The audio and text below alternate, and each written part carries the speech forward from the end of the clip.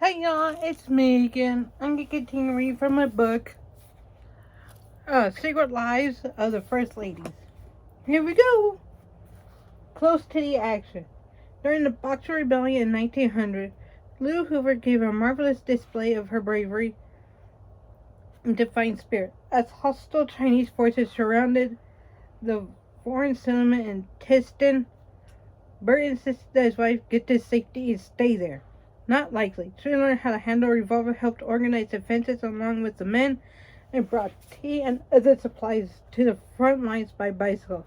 One trip almost cost her her life when the tire was flattened by a stray bullet. Even their house was a dangerous place. Lou was playing solitaire one day when a shell burst through a window in the adjoining room and nearly blew the staircase apart. When a group of witnesses rushed in to check on her safety, they saw her calmly sitting at the table with her cards. Sidney asked them to join her for tea. It was hardly surprising, considering the circumstances, that Lou's obituary appeared in a Peking newspaper. Upon reading it, she was thrilled to discover that the editor had devoted 3 columns to her. "I was never so proud in my life," she quipped. Staph infection. Toward the end of her stint as First Lady, Lou Hoover gave her replacement, Eleanor Roosevelt, a tour of the White House. But when Mrs. Roosevelt asked for a look at the kitchen, Lou insisted that the housekeeper would be better suited to give that part of the tour. "I never go into the kitchen," she said to Eleanor. Bert and Lou may have been publicly minded, but they were also class conscious. Nobody knew this better than the White House staff, who quickly found themselves having to cope with the peculiarities of Hoover Hauteur. The president insisted on distancing himself from hired help, and actually required that they disappear upon hearing his approach in the mansion. Lou was hardly more proletarian. I think that's how you say it. By the time their 4 years were up, the Hoovers had dined alone on only a handful of occasions. The First Lady was constantly inviting guests to her soirees at the last minute, requiring the frustrated, exhausted staff to magically produce more food in record time. And of course, only the finest constables would do. Butlers were reminded to blend into the background and were reprimanded if they so much as made a noise while cleaning dishes after a course. Yikes. Obsessed with efficiency in a town, interacting with the servants as little as possible, Lou went so far as to devise a series of hand signals for giving instructions. For instance, touching your glasses meant it was time to clear the table. Color barrier. The Hoover presidency was nothing if not unpopular. But the greatest scandal to break out during those 4 years had nothing to do with the Great Depression. On June 12, 1929, the First Lady invited a select group of political watchers to a tea. Select, because they had to be rather open-minded, for joining them that afternoon was a congressman's wife, whose very presence at the White House could cause irreparable harm. She was Mrs. DePriest, wife of Illinois Republican Oscar DePriest, and she was black. Having been screamed by Lou beforehand for the lack of racism, none of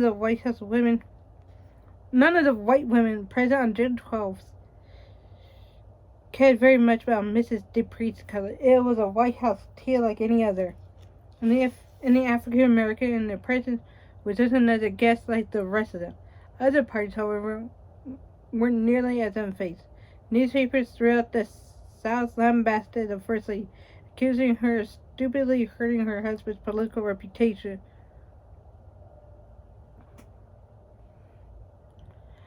by crossing the color line, but Bert couldn't care less.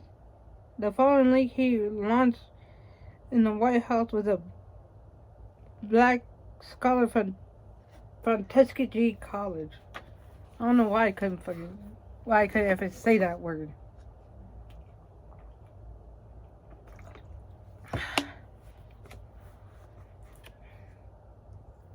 Chapter 20. Eleanor Roosevelt. October 11th, 1884, 1884 was a black scholar from Tuskegee College. On the Why couldn't forget. Why I couldn't ever say that word. Chapter 20. Eleanor Roosevelt. October 11th, 1884, 1884 was a black scholar from Tuskegee College. through November 7, 1962. Married March 17, 1905. Presidential husband, Franklin Delano Roosevelt. One of my favorite presidents, yay! By the way, Eleanor and Franklin were cousins. Yeah, they were kissing cousins. And more than kissing cousins. Children, Anna Eleanor, James, Franklin Jr., Elliot Franklin Delano Jr., and John Aspinwall. Yeah, they were cousins. I think they were like second cousins or something like that. I don't know. First lady, 1933 to 1945. Astrological sign, Libra. Religion, Episcopalian. Soundbite, if I feel depressed, I go to work. Not me. If I feel depressed, I just want to stay home, but I still will go to work. In 1940, Franklin Delano Roosevelt, Eleanor Roosevelt wasn't interested in elaborate menus or fancy foods. While First Lady, she once served hot dogs to the King and Queen of England. Must have been pretty special hot dogs. I would eat them. In 1940, Franklin Delano Roosevelt was nominated by his fellow Democrats for an unprecedented third term as president, but the convention in Chicago had descended into chaos. Though the party was united behind the idea of keeping FDR in the White House, they weren't nearly as enthusiastic about his insistence on having Henry Wallace as his running mate. To them, the president had gone a little too high on his horse and was treating the Democratic Party like a big rubber stamp to approve his edicts. FDR refused to budge on the Wallace issue, however, and to win the Battle of Wills in the conventioneers in Chicago, he pulled out his biggest gun, his wife, Eleanor. The First Lady flew to New York City, picked up her son, Franklin Jr., flew on to Chicago, gave a heroic speech to the Democratic Party that convinced them to rally around the president's decision, and flew back to Valkill Cottage in New York State. Mission accomplished. It had taken less than a day. On the trip to Chicago, she even took over the controls of the plane for a while, just for the thrill of it. Yeah, wow. The adventure was pure Eleanor Roosevelt and an indication of the astounding prominence to which she risen. And yet this was a woman who, just 8 years before, had dreaded the prospect of being First Lady. When she heard that Franklin won the presidential election in 1932, she quietly wept in private, mortified that she was about to lose her identity. She need never have worried. If there was one thing that Eleanor Roosevelt always had in abundance, it was identity. Her mother would have disagreed. Anna Hall Roosevelt was one of the beautiful people of New York high class who did little besides look pretty at society events and shower attention on her two sons. She nicknamed Eleanor Granny, convinced that her frumpy daughter with the oddities would never amount to much. Eleanor's father, Elliot, adored his only daughter, whom he affectionately dubbed his own little Nell. But he adored liquor as much as he did his little Nell, eventually driving his famous brother Theodore to consign him to a sanitarium. By the time Eleanor was 10, both her parents and one brother, Ellie, were dead, leaving her and her remaining brother Hall in the care of an imperious grandmother. So yeah, they were cousins. Not even, I think, second cousin? I don't know. Family trees are hard for me. Anyways, at 15, Eleanor was a depressed and insecure girl who had known almost nothing beyond tragedy and disapproval. That would change with the help of an extraordinary woman named Marie Chevestier, I think how you say her last name, in whose English boarding school Eleanor was enrolled in 1899. Suddenly, the ugly duckling was everybody's favorite student. She excelled her studies, became a star at field hockey, and learned to see things in a whole new light with the encouragement of Mademoiselle Chevestier. a brilliant and caring feminist who drove her girls to seize the day and do something good in the world. But what would that good entail? After returning to the United States and making her 1902 debut in New York society, Eleanor was expected by her family and class to become a wife and mother. Her nascent sense of mission inspired her to take classes and do volunteer work. But eligible bachelors were knocking at her door, none more loudly than distant cousin Franklin Delano Roosevelt. Ha! I knew it! Distant cousin. So like third, fourth cousins. Like Eleanor, FDR was a well-bred New Yorker with a sense of public duty, and the two began to hit off. In 1903, she accepted his proposal of marriage, and then made it official in 1905 at a ceremony in which Theodore Roosevelt himself gave away the bride. Holy shit, damn. Wow. In 1910, FDR won a seat in the state senate. Eleanor always had a genuine love of people, and she now relied on it to make connections, both social and political, and to become an accomplished hostess.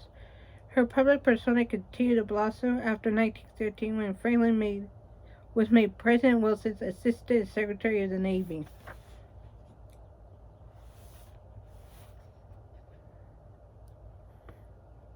Washington was a thrilling minute for her. She called on other political wives every day, continued to educate herself on political subjects, and spent nearly every evening socializing with fellow poets and intellectuals. The more she did, the more interest she seemed to have. After America entered World War I, she entertained troops, volunteered for the Red Cross, and still managed to devote plenty of time to her 5 children. Her schedule was crazy with obligation, and she had never been happier in her life. Franklin was pretty busy himself.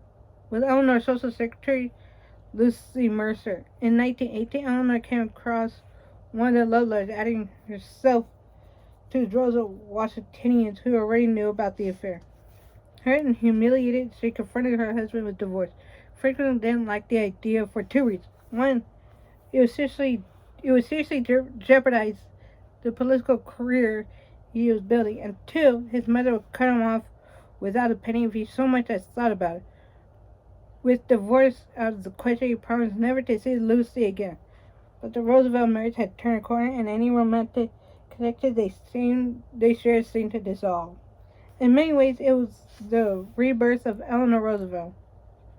From then on, her life would take an increasingly independent course. The Roosevelts remained devoted to each other and continued to lend support to each other's causes.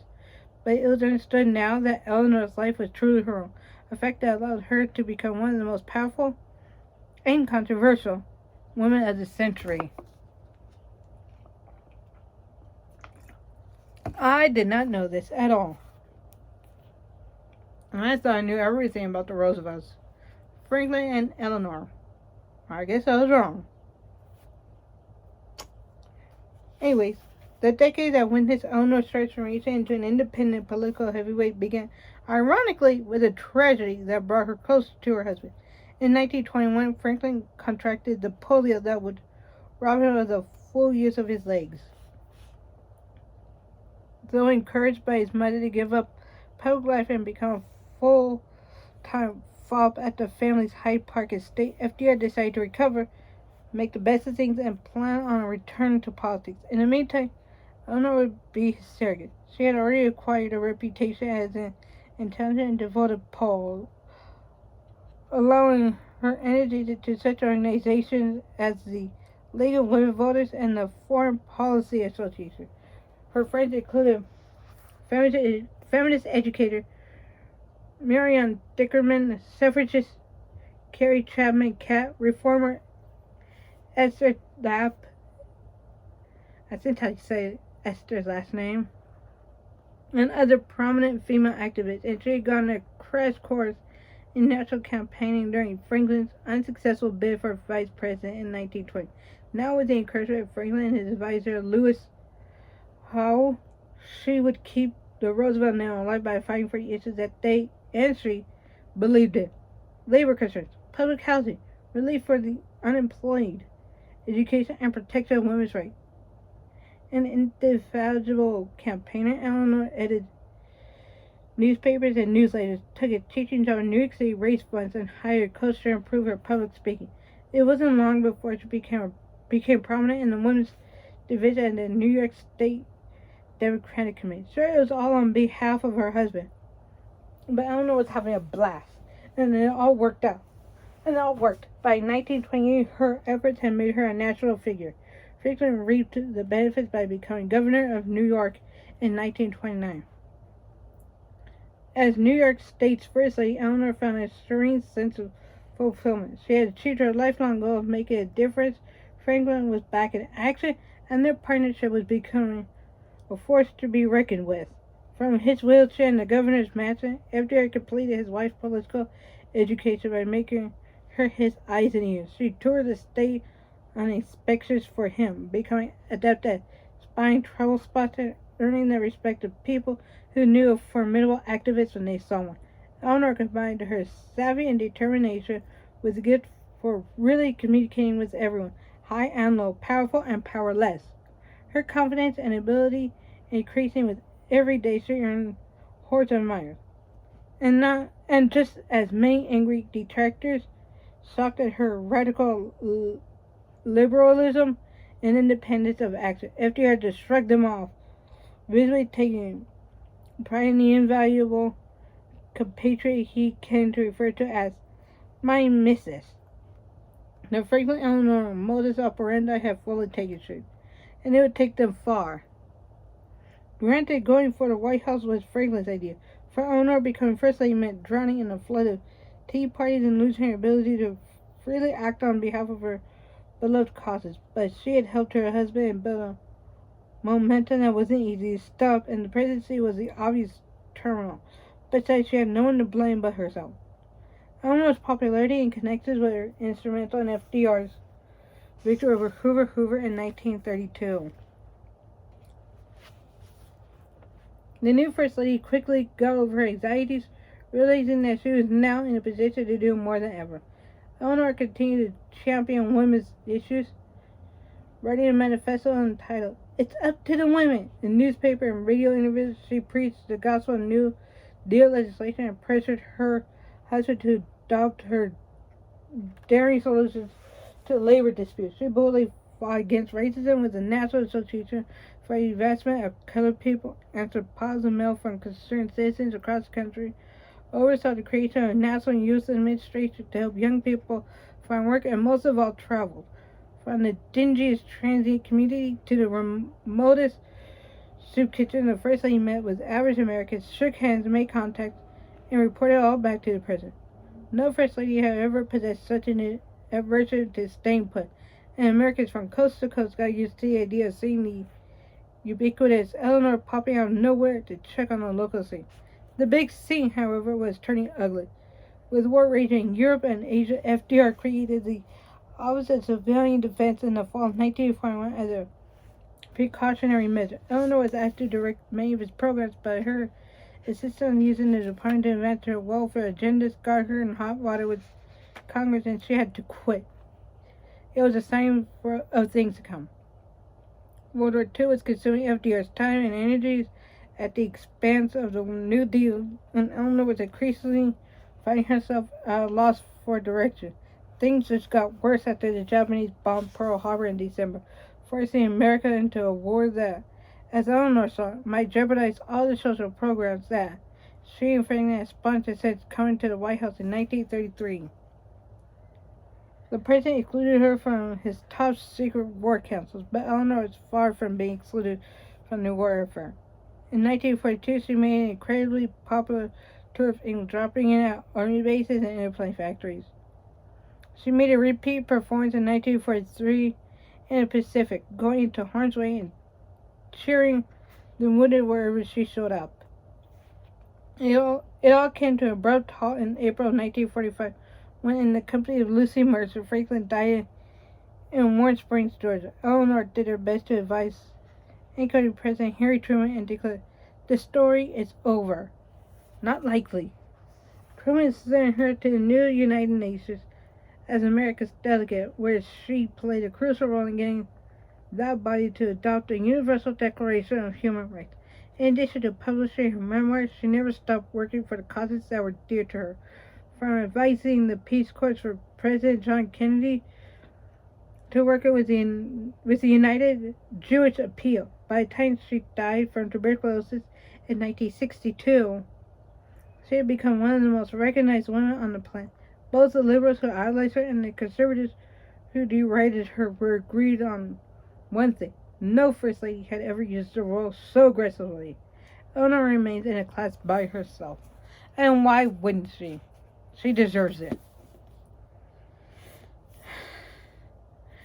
Anyways, on that note, please rate, subscribe, and comment down below if you're on YouTube. And if you're also on YouTube, please ring that bell notification so that you can know when I upload next. Because I'm kind of busy looking for a job right now, so I don't know when I'm going to be able to upload again. Okay? And if you're on TikTok, please follow and like my videos. And please pay for something on eBay and or Mercari. Okay? Bye!